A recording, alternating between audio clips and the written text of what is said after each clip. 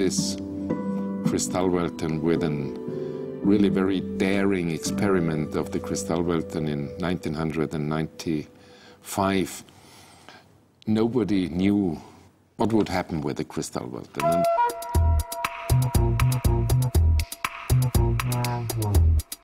Due to the risk-running courage of the Swarovski family, established some sort of laboratory of interpretation of crystal.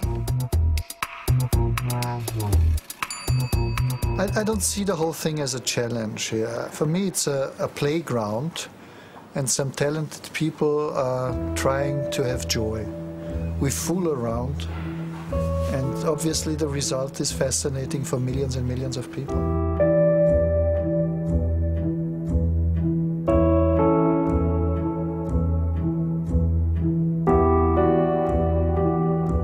Swarovski Kristallwelten is a perfect expression of the Swarovski brand. For the first time, we managed to integrate all the different veins of our branding model, where crystallized cosmos, Swarovski, Crystal Palace, and other activities are coming together in one concept for the first time. The public internal space of this company. So it's a laboratory of Swarovski that's not secluded to the public, but it's accessible. It's an accessible laboratory and reflects the dynamism of a company. That's what I feel.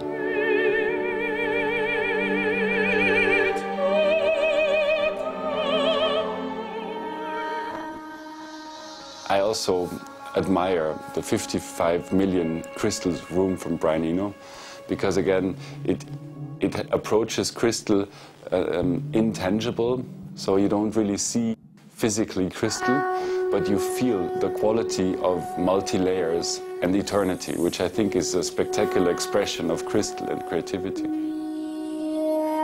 The image on each screen is formed by the permutation of 4 sub-images, if you like, which are overlaid on top of one another. Everything is almost still, but everything is always changing. And it never changes in a predictable way. It's like looking at a painting, but a painting which is completely alive and is constantly changing.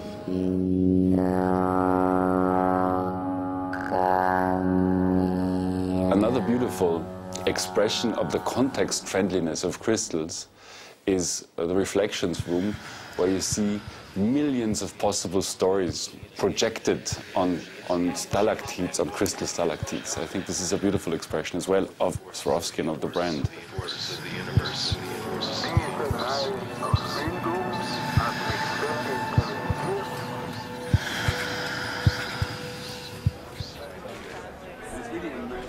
Gemma's a joy to work with. She's one of the few models who I would happily work with forever. Picture of the giant was something that they asked me to work with, and we just had to produce something that would link together all the elements of the 3 graces and of the Model Gem Award and of the Kristallwelten giant. I think what's special to me about Swarovski is the fact that they're so in touch with their heritage. So it's about keeping in line with what was in the past, and then also trying to create something very new and very modern and very groundbreaking. And that's what makes something historic. This interpretation with this specific content, with the giant, with the caves, that you sort of get to through a narrow, dark sort of entrance, and then in the end you are in some way you are rescued in light, I would say. That is very much linked to this alpine region.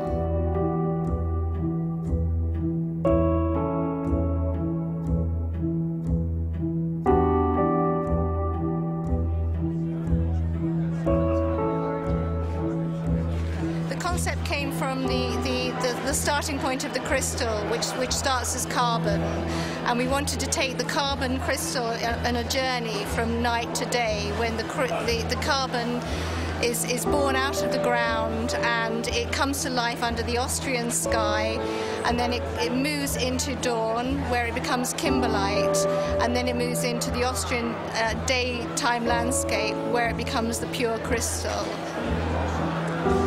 One of the most challenging aspects of the project was actually customer flow, Yes. and actually the amount of, because it's such a popular destination, that you actually have a number of people coming here all at one time, and actually to improve that environment so actually everybody has a really good environment to shop in.